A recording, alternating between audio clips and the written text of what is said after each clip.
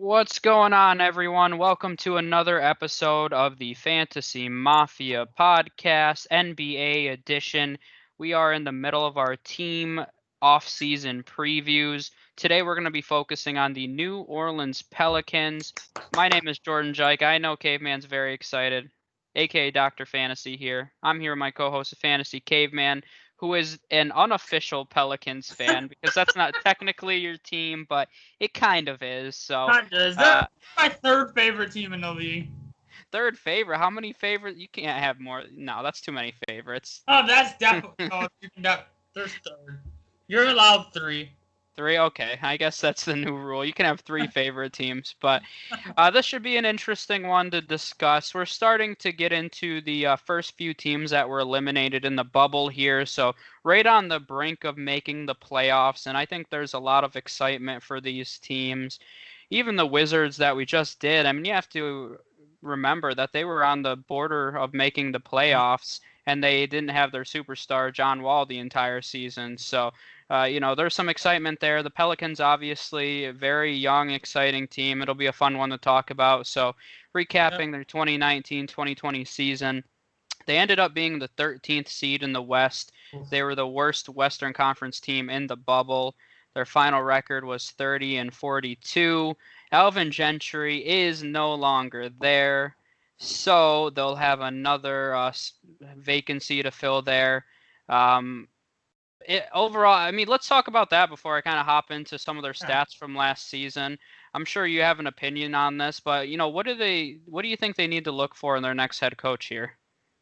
I think they need to look for a guy that is like a proven winner that can kind of get these guys in the right direction. I mean, you're looking at I've been thinking of David. So David Griffin is their GM, who used to be with the Cavaliers. So I think the very sensible and logical thing, and I actually be surprised if they went in any other direction. But I honestly think it's gonna be Tyronn Lue as their next head coach. Just you look at the familiarity with David Griffin. I mean, you can't. They had that success in Cleveland. I just think Lou's a really solid head coach. I think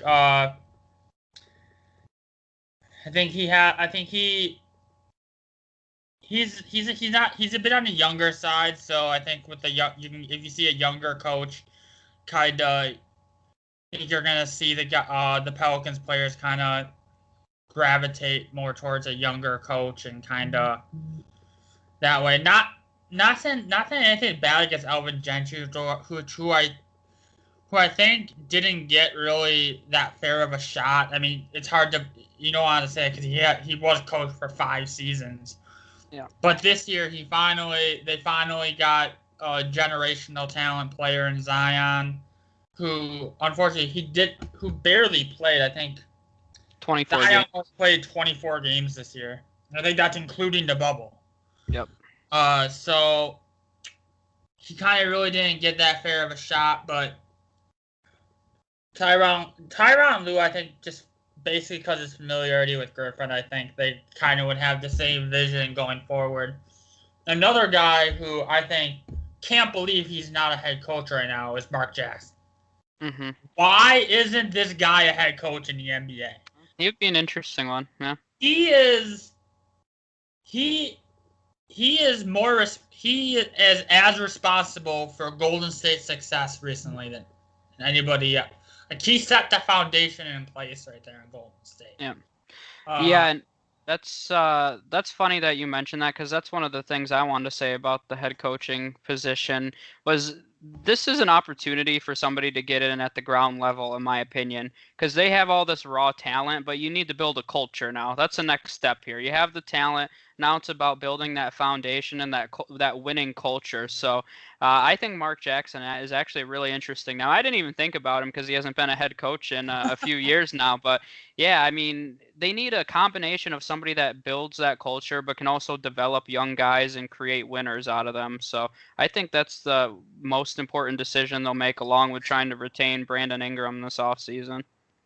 Yeah, I think the right head coach. I think especially with having a generational talent like Zion, I think definitely. Gosh, are we Definitely, calling him a generational talent already? Or is yeah, that? Oh gosh, yeah. I don't like that, but okay. Never said he was a generational player. He's a generational Talent, talent. okay. All right, that's fair. All right, that's fair. But I think you obviously you gotta listen. You gotta get Zion's opinion, because if Zion's unhappy with the head coach and Zion says like screw it and I'm not gonna get in shape, because he kind of came into the bubble not in the greatest shape or conditioning wise. So I think, and it's kind of sad because you don't want to like let your players really dictate who your coach is going to be. Yeah. But that's the state of the Pelicans right now. You got all these young guys and all these young players. And if you go and get a guy that fucking like if the Pelicans were to go in for some reason get like a Tom Thibodeau or something like that. Oh. Like the complete opposite of, the Pelicans need someone the complete opposite of Tom Thibodeau. I mean, Tom Thibodeau's off the market now, so. Oh, did he? Oh, he did officially ink that deal with the Knicks. He's a definition of a Knicks head coach, but all right. Let me dive into their stats from last season here. So Brandon Ingram led the way in points with 23.8. Zion was second in his 24 games played with 22.5, so he had a nice little stretch there. Drew Holiday, which is a guy that kind of gets forgotten in the shuffle with all these other names here, was also very effective with 19.1 points. JJ Redick had a little over 15. Lonzo Ball with 11.8. Haven't even mentioned him yet. Josh Hart with over 10 points a game. Rebound-wise, Derek Favors led the way, upcoming free agent with 9.8 rebounds. Josh Hart second with 6.5. Zion 6.3. Brandon Ingram 6.1. And Lonzo also in here as well with 6.1. Lonzo led the team in assists as well with 7. Drew Holiday was right behind him with 6.7. And Holiday also led the team in steals with 1.6. Lonzo right behind him, so these guys are kind of going back and forth here with 1.4 steals. And then you have Favors and Jackson Hayes with 0.9 blocks each. Pretty impressive from Jackson Hayes, who didn't really play a ton of minutes for the team, but still was one of their block leaders. So what do you think about this season for him? Any guys that really stuck out to you?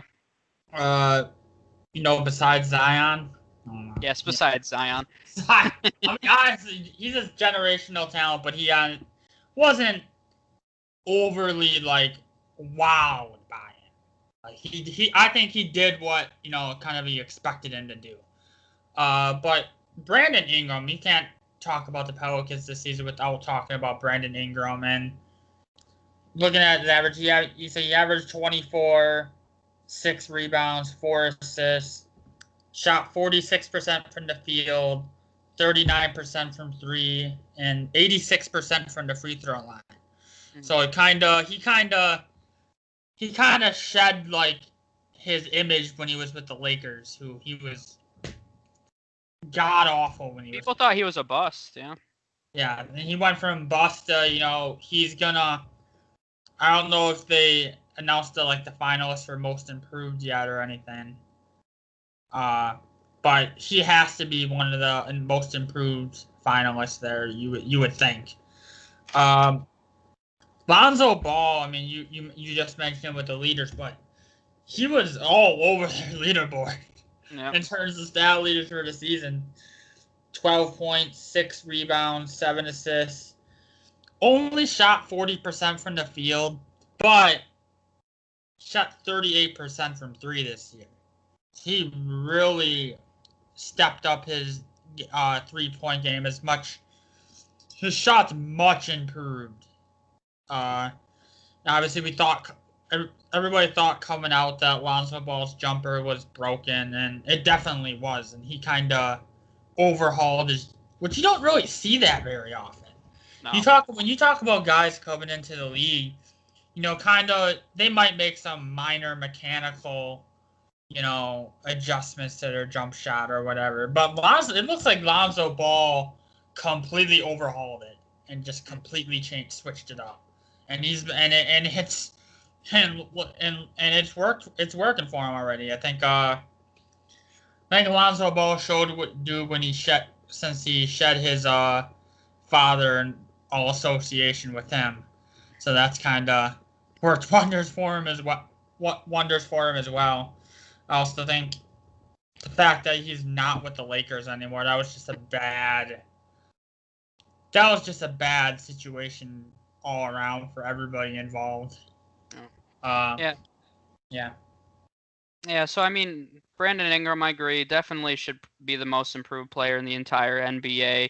I mean, he was an all-star last season, and he put himself in that conversation. And the next step, we'll see if he can become a superstar. He's definitely not in that conversation yet, but I think that'd be the next jump for him. Just while you were talking, I was starting to think they have a lot of draft capital on this team. Yeah. Brandon Ingram was a second overall pick. Lonzo was the second overall pick. Zion was the number 1 overall pick. They have a lot of high draft picks on this round and first round picks in general. I mean, they added Jackson Hayes and Nikhil Alexander-Walker last season, both first round picks. I mean, they have people forget how young this team is too. I mean, even Zion, what's he, 20 right now? Brandon Ingram. I mean, we act like Zion's like this bona fide superstar. He's only 20 years old. And then Brandon Ingram and Lonzo are both only 22 right now. They're about to turn 23 this offseason. But either way, these are young players. And even Jackson Hayes is only 20. Nikhil Alexander-Walker, who didn't play a ton of minutes, but you might see his minutes go up this season. This is a very young team. There's a lot to be excited for. I like how they did mix in some veterans, though. Drew Holiday, who's a very underrated guard, averaged over 19 points. JJ Redick is a fantastic scorer off the bench. So I like the way they've constructed this team quite a bit. I'll echo, too. I mean, Lonzo showed tremendous improvement. I've always liked Lonzo because I think he has one thing that you can't teach somebody, and that's just a feel for the game. I mean, he has just great court vision. A high basketball IQ. Yep, exactly. A high basketball IQ. You can't teach someone that. That's why I've always said, like, he can work on his mechanics. And, I mean, you said it. I mean, I remember the first time I saw him take a shot, and I'm like, that shot looks normal. What just happened? Like, it doesn't look like some bullcrap jumper. I was like, man, that looks pretty good.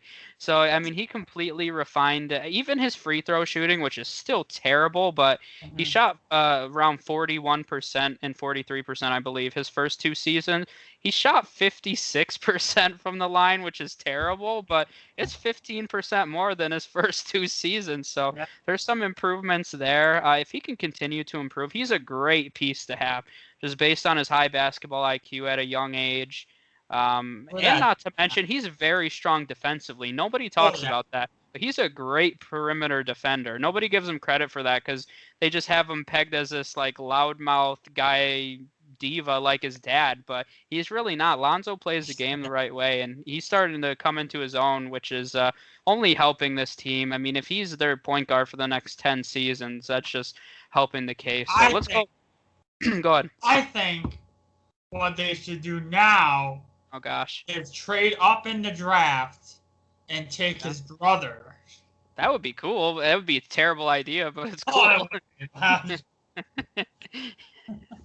Could you imagine? Because oh my gosh. I actually think that him and his brother could work because I think that LaMelo needs to learn to play off the ball, in my opinion. And I think he's not going to end up doing that because he's going to be a high pick and someone's going to make him their point guard. But I think that LaMelo would thrive off the ball. And Lonzo's a guy that is a true point guard, which we don't see that much, honestly, in today's NBA. Unfortunately, I think whoever gets LaMelo is going to have to Lonzo Ball shed his dad, but I don't think LaMelo has shed him yet. No, he's got that same kind of. He's not as loud as his dad, but LaMelo's got a little more of that cockiness, I think, than Lonzo does. I think His Lonzo's last been season, what did he shoplift overseas? something stupid. Like, was it like I can't remember. Was it like underwear or something? Oh, yeah, probably was. So, was it crab legs like Jameis Winston? Gosh, I remember that was ridiculous. But let's go over their depth chart here briefly. And we've really mentioned all these names, but Yeah. this is a team that's really deep. They have a ton of salary cap, and they have 4 draft picks this year. So this is a team that's going to continue to add young depth, and that's why I know you're excited about them competing like soon. I still think they're going to need like 2 to 3 years. And then I think we could see the next Golden State dynasty potentially, which is crazy to say, but I really think it does have that kind of upside. But right now at the point guard spot, you have Lonzo, Frank Jackson behind him. I mentioned Nickeil Alexander-Walker, who didn't play a ton of minutes for him, but he's a tough defender. I think long term he's more of just a backup guard who plays really tough defense for him. Drew Holiday played the 2 with J.J. Redick behind him. They also had Etuan Moore, who actually isn't a bad scoring option off the bench himself. At the 3, they have Brandon Ingram right now, Josh Hart, also a guy they got in that Lakers trade. It feels like they got an entire team from that deal, which they really did. And then at the 4, you have Zion, Kenrick Williams, and then at the center position, you have Derek Favors and Jackson Hayes. Let me talk about their free agents quickly here. Derek Favors is actually going to be a free agent here. Made $17 million last season. Etuan Moore made $8.6 million going into free agency. Brandon Ingram, who we already mentioned, they can match any offer that's made to him. So I mean, there's no way really that I think he's leaving, honestly, because they would be dumb. They have so much salary cap space. Why wouldn't you pay the guy? Speaking of salary cap, they have the 26th highest salary cap. So, I mean, when I say they have space, they have a ton of space, and they're going to have to save a little bit for when Zion's ready for that. But if they can lock up Ingram, Lonzo's probably going to command a bigger deal in the next. He's a free agent next off season, so they're going to have to extend him out. Once you do that, they won't have as much room, but a couple big names they need to retain there. A few guys off the bench. Jahlil Okafor, who's still in the league. I know a lot of people thought that he was going to be much better, but he really hasn't been able to find his way in the NBA. He's heading into free agency again. Frank Jackson, still only 22 years old, a little bit of potential there. I think they might consider bringing him back on a deal so he can be one of their bench guards. Kenrick Williams. Let me mention all these other small names for you because I know you don't like when I leave people out. Sindarius Thornwell, Josh Gray, and Zylan Cheatham. So actually a few names that people may have heard and may remember playing during their college days. But any notes here? What do you want to? Any notes on this roster here? What do you think they need to look at free agency here? Okay, so you looking at it, I think they're big. I don't think their biggest is so much a player, but we already discussed it. I think their biggest off-season need is the right coach. Mm-hmm. They have all this talent in the world, but if they don't got the right guy in there to kind of get them in the right direction, it's really not going to mean anything. I think another thing they need. I think they really need, aside from Brandon Ingram, who's obviously their number one priority. I think they need to try to find a way to re-sign Favors. It's kind of like their anchor in the middle. I was looking it up. Without Favors this season, the Pelicans went 6-22, and were one of the worst 5 defensive teams in the league. With Favors, they ranked in the top 10 on both sides of the ball since December 18th, and they went 22-14 in those. 22-14 in those games. So they were very bad defensively without Favors on the floor, kind of. Because you talk about Ingram and you talk about, I don't really know what to make of Zion on either end of the floor yet, but Ingram's not the strongest defender. I mean, he does some, But you really need, I think this team really needs that anchor big man in the middle to hold it down. I think Favors, they definitely need to try to find a way to resign him. There's a lot of guys, several guys coming up that they're gonna have to find a way to pay, and Favors is gonna command a good amount, and it's really gonna test. See, they have the space to re-sign everybody if they wanted to. Mm-hmm. But is that the route you want to go? I mean, not even talking about luxury tax wise, but just a matter of, do you think you can win without adding anything by just re-signing the guys you have? So I think that's something they have to kind of look at and balance. Looking at free agency, a couple guys, I don't expect them. They have some space, but I think with the amount of guys they have to, kind of figure out if they want to re-sign or not, I don't expect them to try to make any big splash. I think they have too much of their own stuff to worry about.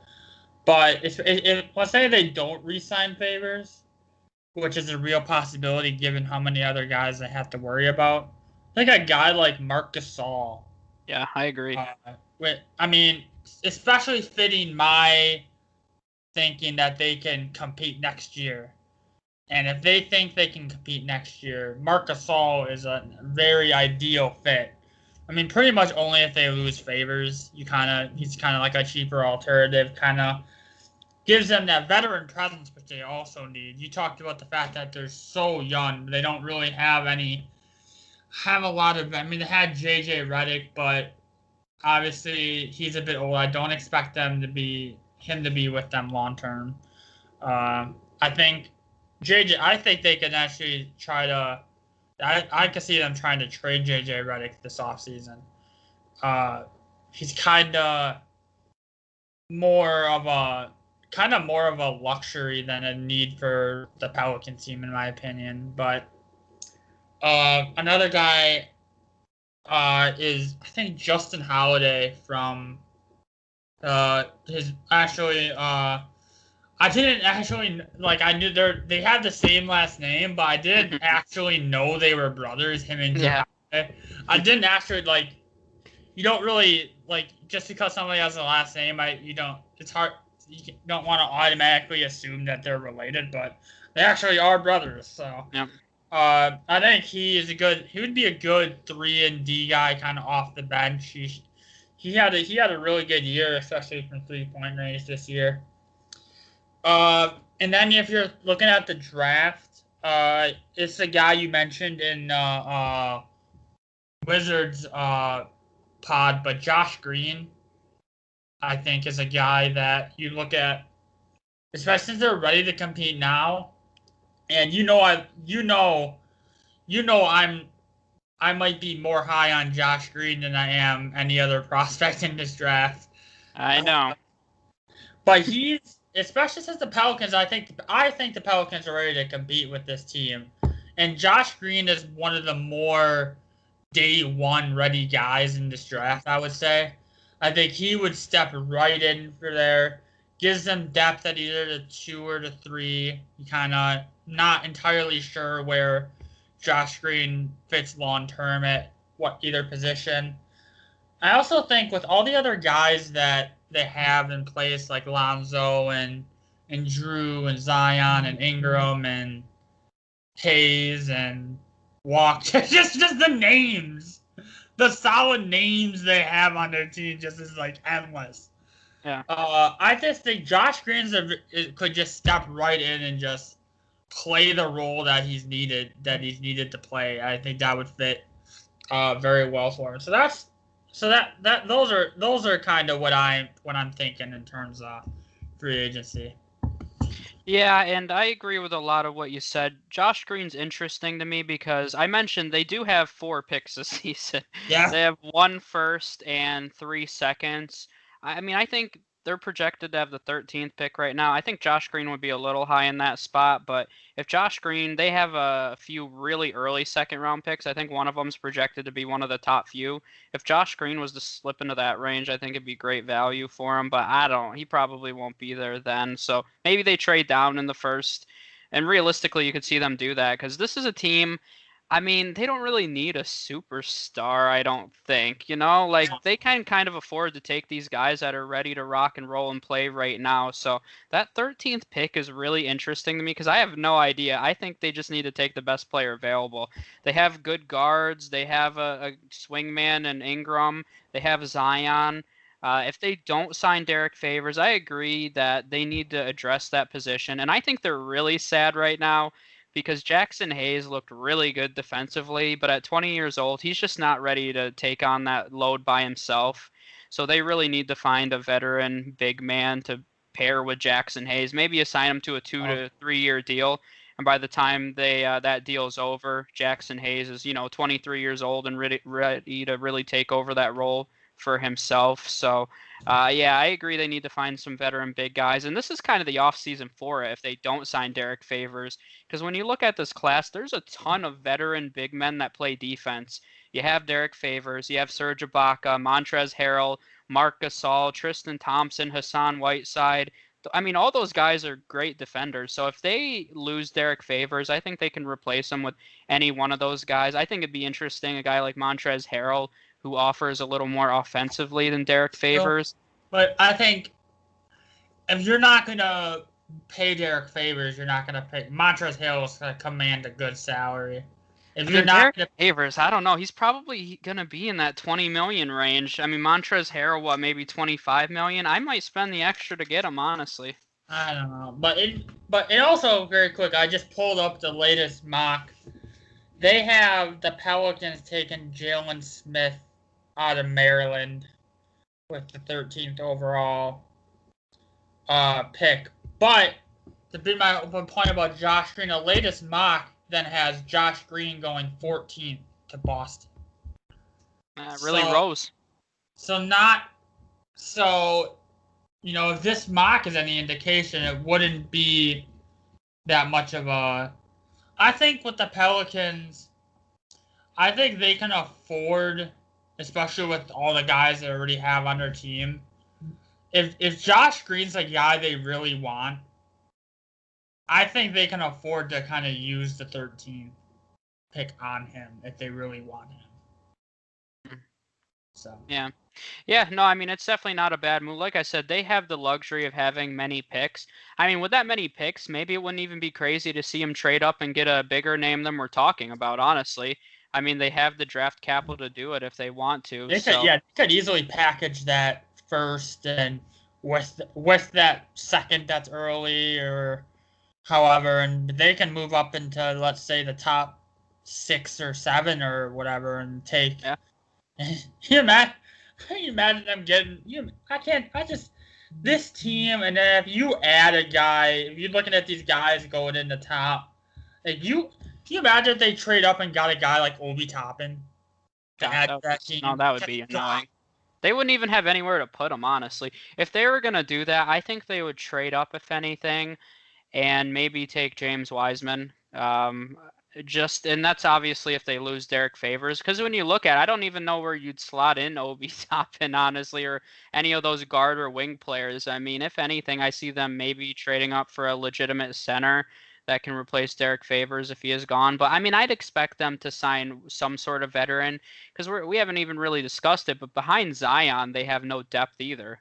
And Zion's already had a few injuries, and in general, you need some veteran depth. So they only have Kenrick Williams right now behind Zion. So, I expect them to address that through the draft and free agency, bring in some veterans, and that's where I think they need to go. Definitely, it's mostly they have a lot of depth at the guard position and guys that can play the 3. So they just need to focus on depth and really making sure they have a solid center and depth behind the Zion and whoever their center is, because Jackson Hayes is definitely fantastic depth, but they need one other guy that can play big minutes at the 4 or 5 for them.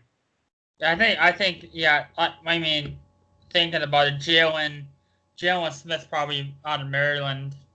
Probably a guy we're gonna do a pod on, I would say, but I think he would actually be a solid.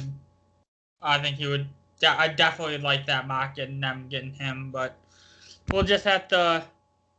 I think what this offseason is gonna show us in terms of the Pelicans is do they think they're ready to compete? Because I think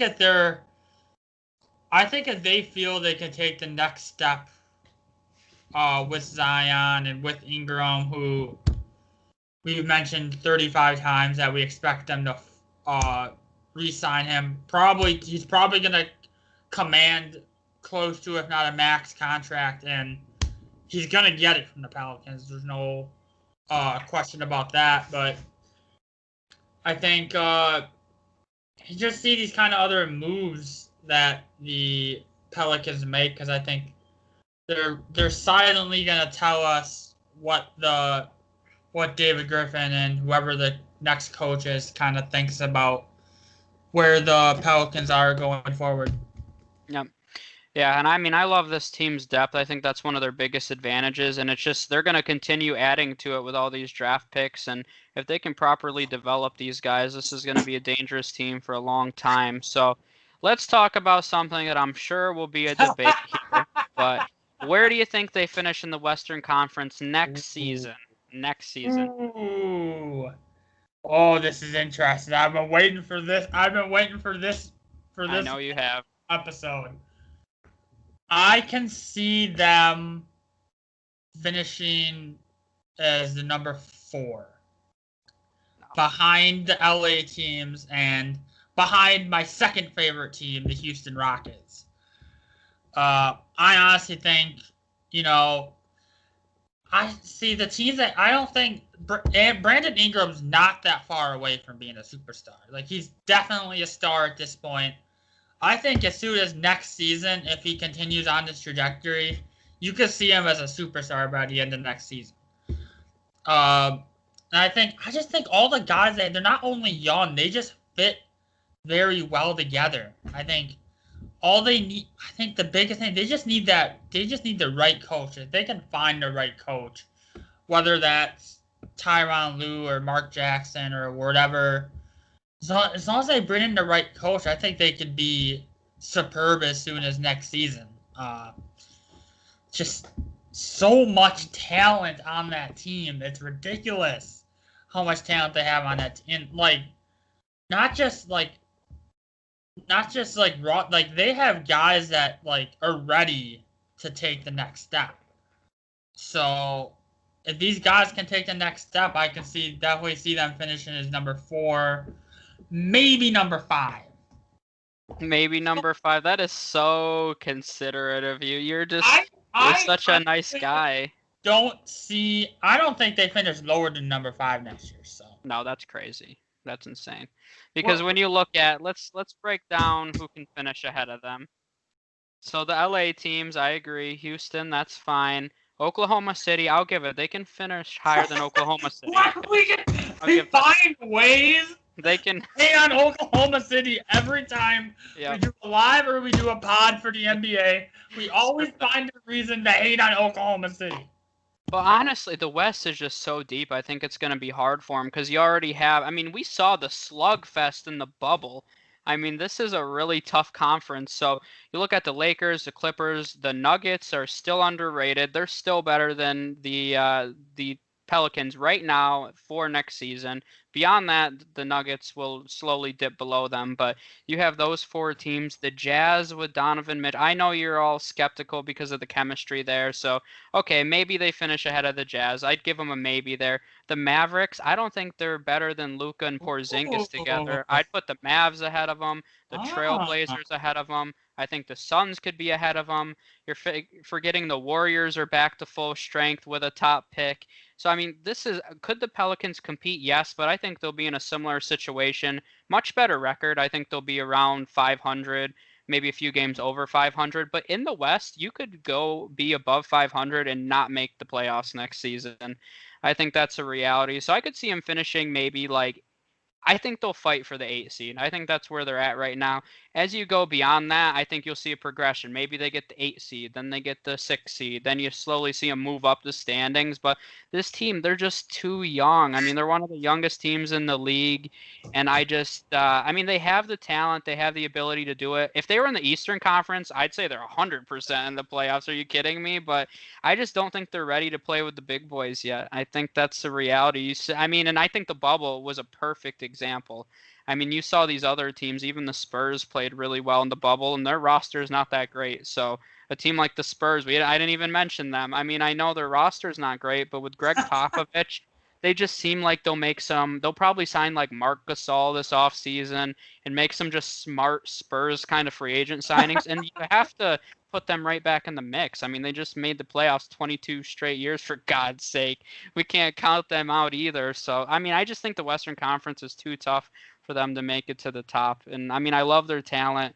They're one of the top 5 teams. If we were going to make dynasty standings, they would be in the top 5 in the entire NBA. But right now, I just can't get behind it for next season. So I don't think it's crazy if they make the playoffs. I do think it's crazy if they finish as a top 5 seed. I mean, I'll eat my words because I think that would be insane. But at the same time, the Thunder were the 5 seed this year. But so what do I know? I mean, the Thunder are making me question everything I ever thought I knew about basketball. So I don't even know.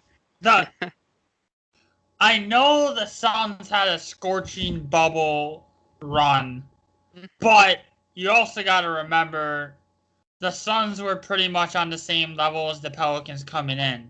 Do you think going forward the Suns could be better than the Pelicans? I think next season, yeah. So you think, like, honestly, we'll talk about them when we get to their off-season outlook, but I'm not really liking their team outside of Ayton and Booker. I don't think that's enough for them. Such a Ricky Rubio hater. I love Ricky Rubio. Ricky Rubio is just Lonzo Ball is Ricky Rubio, okay? I don't know. I think it's really right now. I think it's really close. I mean, over time, Lonzo Ball is gonna be way better than Ricky Rubio, but I think Ricky Rubio and Lonzo Ball are actually pretty similar players. Well, they are, but I just think Lonzo's just better. I love Ricky Rubio. And the Mavericks, I mean, again, come on, with Luka and Porzingis, that's better than Zion and Ingram. That you can't even argue. That's not even close.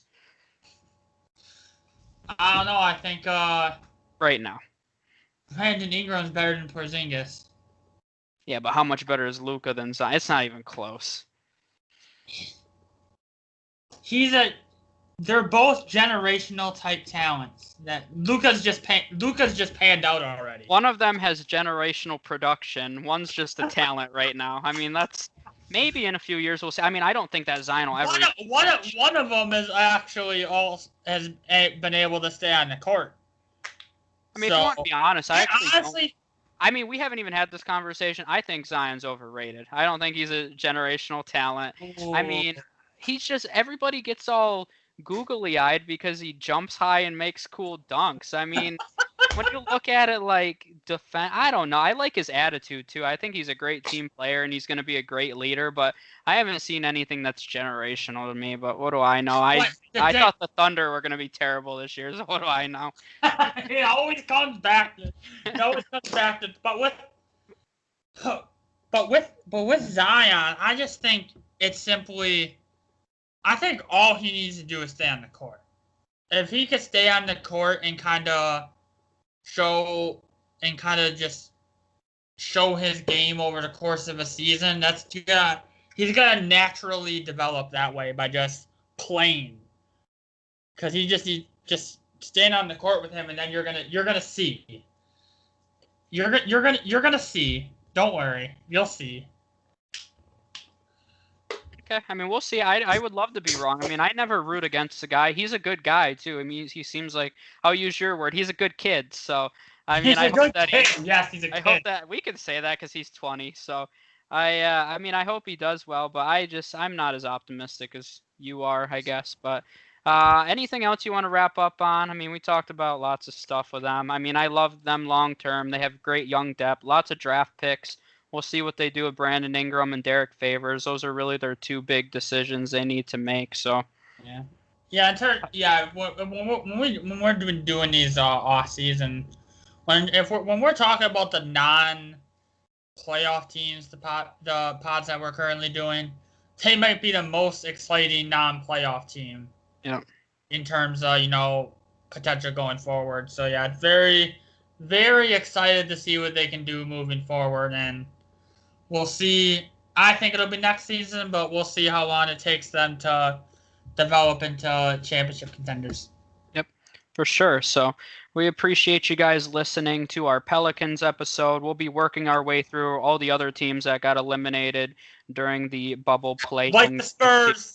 Like the Spurs, whose run have come to an end, and I don't think that'll be a very sunshiny preview, but we'll get to that when we get there. But we appreciate you guys listening. If you don't already, make sure you like the Fantasy Mafia on Facebook. You can check us out on YouTube and subscribe to the Fantasy Mafia channel. We are posting our pods more consistently on Spotify, Google and Apple Podcasts, and Anchor, so you can check us out if you just want to listen. We do also have our Facebook group, The Fantasy Hotspot, where you can talk all things sports. It doesn't just have to be fantasy, and it doesn't just have to be football. It can be NBA, MLB, or NHL. So not NHL. Not that ice sport. Nobody likes that ice sport. No, but this isn't Canada now. Yeah, what do we think this is? This is America. We don't watch that sport. So we appreciate you guys listening, though, and we'll see you for the next episode. Yep.